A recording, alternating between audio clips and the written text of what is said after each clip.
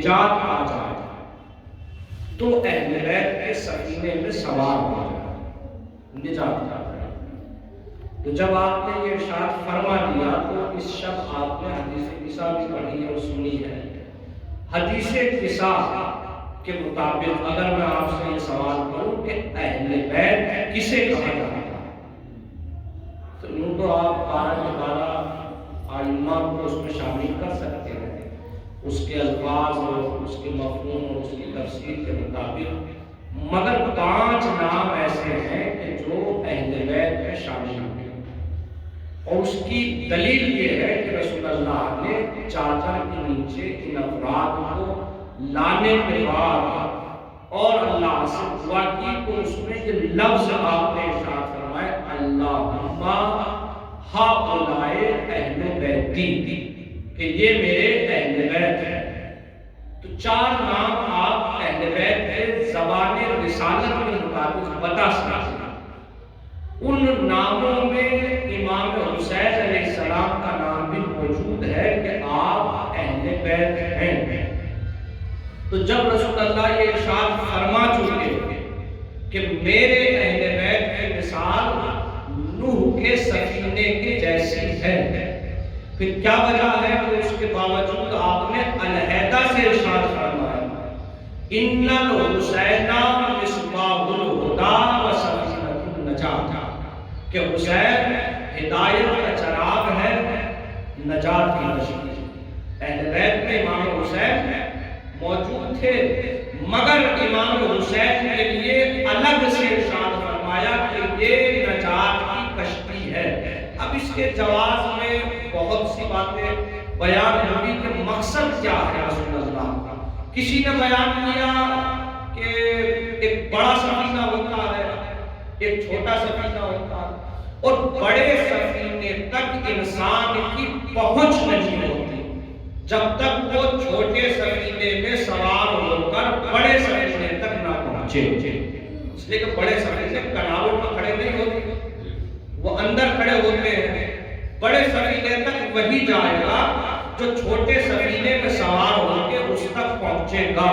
یعنی اس کا مطلب یہ ہوا اہل بیت کے ذریعے نجات وہی پا سکتا ہے جو دامن امام حسین کو تھام۔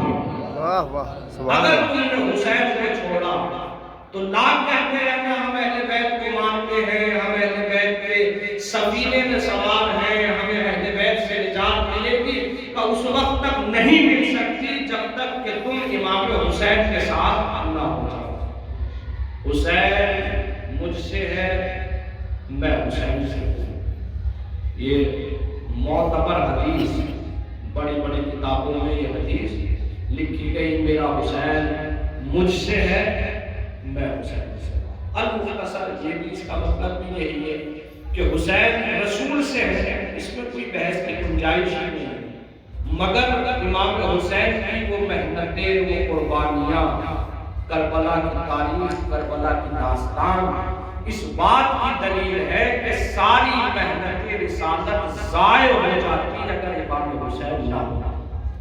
اس لیے رسول اللہ کہہ رہے ہیں کہ میں حسین سے باقی ہوں، یعنی میرا مقصد، میری رسالت، میرا اسلام، میری کتاب یہ حسین سے باقی ہے۔ شیخ صدوق علیہ الرحمہ مذہب تشیع میں یہ ایک بہت بڑا نام ہے۔ جو نہیں جانتا کہ شیخ صدوق کون ہے، انہوں نے کیا کتابیں لکھی ہیں، تو پھر اس کا مطلب اس کو شیعت سے دلچسپی ہے، اسے پتہ ہی نہیں ہے کہ مذہب تشیع کسے کہا جاتا ہے، ہماری کون سی کتابیں۔ معتبر کتابیں، قدیمی کتابیں جو لکھی ہیں وہ شیخ صدوق علیہ الرحمہ۔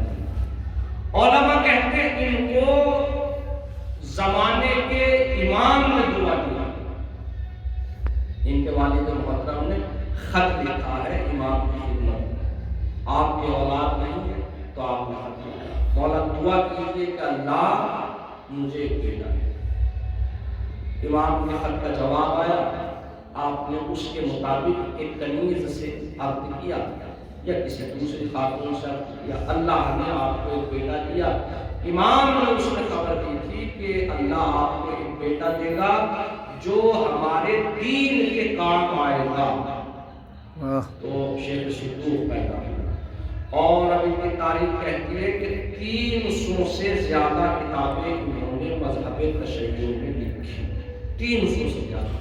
میں بارہا متوجہ کر چکا ہوں کہ آج کے زمانے میں کتابوں کا لکھنا آسان ہے، کمپیوٹر کا زمانہ ہے، مگر اس زمانے میں جہاں قلم اور دعوات سے اور روشنائی کے ذریعے کتابوں کو لکھا جاتا تھا، بڑا مشکل تھا۔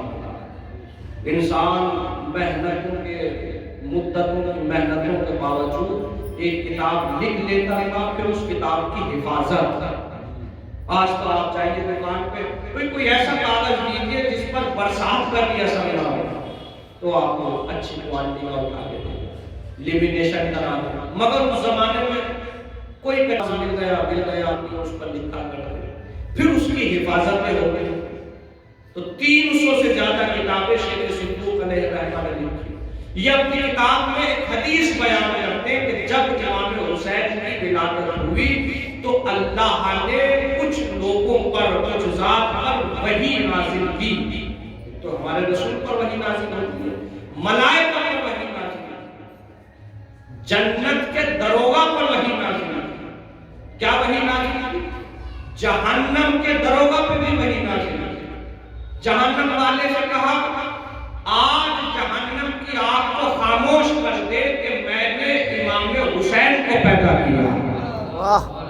جہنم کی آگ کو صرف اس خوشی میں کہ حسین دنیا میں آیا۔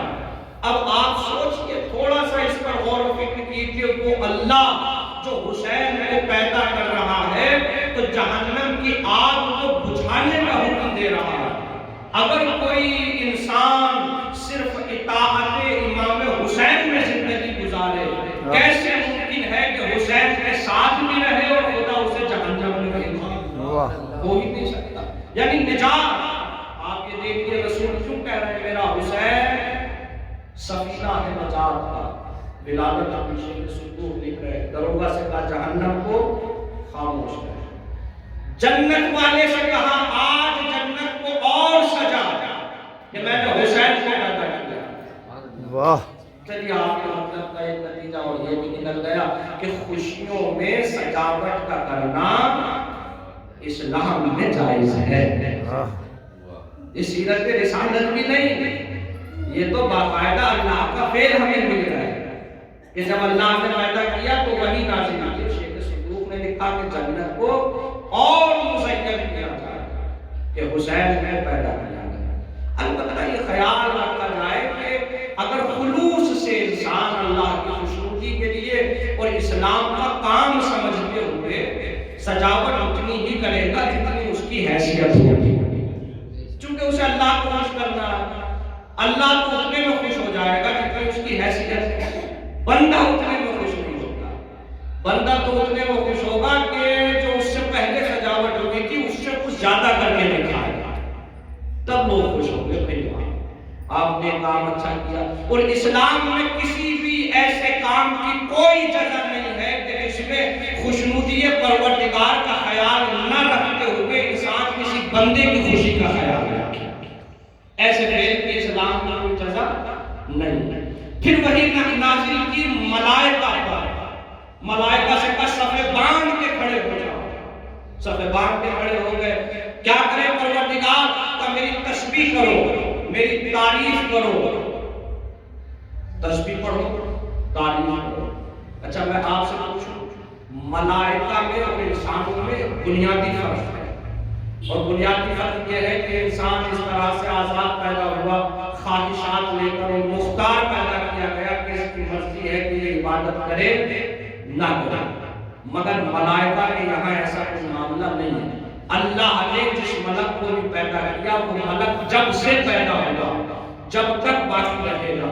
روایت کہتی ہے اگر حالت رکوع میں ہے تو سبحان ربی العظیم و بحمدہ ہی کہہ رہا ہے، اگر وہ حالت قیام میں ہے تو سمع اللہ لمن ہی کہہ رہا ہے، اگر حالت سجدہ میں ہے تو سبحان ربی الاعلی و بحمدہ، یعنی سجدہ کر رہا ہے تو سجدے کی حالت میں پڑا ہوگا، رکوع کر رہا ہے تو رکوع ہی کیے جا رہا ہے، اگر حالت قیام میں ہے تو اللہ کی تسبیح اور تحلیل اور عبادتوں میں مشغول ہے،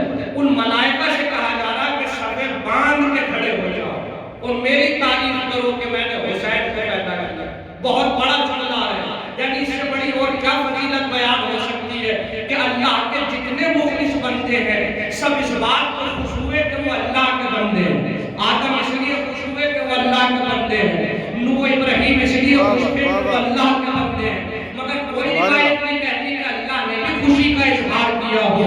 واحد ذات ہے حسین کی ذات، جس کی ولادت پہ اللہ نے کہا میری تعریف کرو، یعنی سب کو فخر ہے کہ اللہ نے پیدا کیا، اللہ کو فخر ہے میں نے حسین کو پیدا کیا۔ صلوات محمد اللہم صلی اللہ محمد وآل محمد۔ تسبیح و تحلیل کرو کہ میں نے حسین کو پیدا کیا۔ سبحان اچھا کل تو پہلے بھی رہے تھے جب یہ وحی نازل نہیں ہوئی، میں نے کہا نا ہماری طرح وہ ایسے نہیں ہے ملائک کہ ہم بیٹھے ہیں تو بس کچھ کرتے ہی نہیں، دل کرتا ہے تو کر لیتے ہیں۔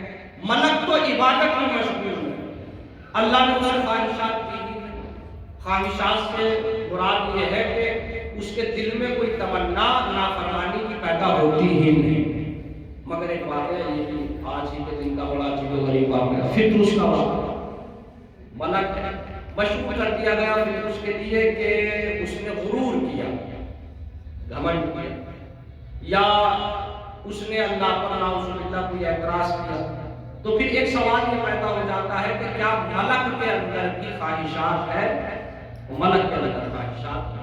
تو بعض تو اس نتیجے پر پہنچ گئے کہ پتہ نہیں یہ واقعہ صحیح بھی ہے یا صحیح نہیں ہے، مگر جو روایتوں نے بتایا وہ یہ کہ اس نے کوئی غرور نہیں کیا، بلکہ اس نے اللہ سے ایک خواہش کا اظہار کیا، اور وہ یہ کہ پروردگار میں یہ دیکھنا چاہتا ہوں کہ تیری حکومت کہاں کہاں تک ہے۔ یہ جو فطرس ہے اس کو اللہ نے قوت پرواز دی، اور اتنی قوت پرواز کہ کسی ملک کو نہیں ملی، اتنی طاقت اس کو عطا کی، اور اس کو چھوٹ تھی کہ وہ آسمانوں میں سیر کرے۔ تو اس نے کہا، اس کے دل میں یہ تمنا پیدا ہوئی کہ میں یہ دیکھوں اللہ کی حکومت کہاں کہاں تک ہے۔ اچھا یہ اندازہ لگایا جا سکتا ہے؟ نہیں، یہ اس کے معرفت سے کی ہوئی ایک بات تھی۔ اللہ کی حکومت کو محدود سمجھ رہا تھا، اللہ نے اس کو چھوٹ دی کہ یہ پرواز کرے، اذن دیا، پرواز کرنا شروع کیا، پرواز کرتا رہا۔ اب کہاں تک پرواز کرتا؟ یعنی جو مخلوق، آسمان ایک مخلوق ہے، کائنات ایک مخلوق ہے، اللہ کی مخلوق کی وسعت اتنی تھی، اللہ کی حکومت کی وسعت میں مخلوق کی وسعت اتنی تھی کہ روایت کہتی کہ اس کے بازو شل ہونے لگے، کام کرنا چھوڑ دیا پروں نے۔ اب کیا ہوا؟ یہ گرنا شروع ہوا، جسے ہم سمجھ رہے تھے کہ اللہ نے اس پر نعوذ باللہ کوئی ایسا جبر کر دیا کہ اسے قیدی بنا دیا، نہیں، اللہ نے اس پر رحم کیا۔ جب یہ گر رہا تھا تو اللہ نے فضاؤں کا قید خانہ بنایا اور اس کے اندر یہ ہو گیا۔ مگر چونکہ اس نے اللہ کی حکومت کا اندازہ کرنا چاہا کہ میں دیکھوں اس کی وسعت، حکومتوں کی وسعتیں کہاں کہاں تک، یہ قید خانے میں پڑا ہوا۔ اب رحمتوں کے دروازے اس پر بند کر دیے گئے، اب اس کے بازوؤں میں وہ قوت نہیں ہے کہ پرواز کر سکے، بس پڑا ہوا۔ اس نے دیکھا، آج 3 شب لگ گئی ہے، تو اس نے دیکھا کہ ملائکہ زمین کی طرف جا رہا ہے۔ اچھا کوئی امام حسین پیدا ہوئے تو ان سے پہلے امام حسن پیدا ہوئے، مولا کائنات پیدا نہیں ہوئی، رسول اسلام پیدا نہیں ہوئی، جناب فاطمہ زہرا پیدا نہیں ہوئی، اہل بیت میں سب پیدا ہوئے۔ جب سب پیدا ہوئے تو کیا وجہ ہے کہ اس نے امام حسین ہی کے موقع پر دیکھا کہ یہ ملائک زمین کی طرف جا رہے ہیں؟ اس کا مطلب یہ بھی ایک خاص فضیلت ہے امام حسین کی کہ کسی کی ولادت پر جو ملک نہیں آیا وہ امام حسین کی ولادت پر ضرور آیا۔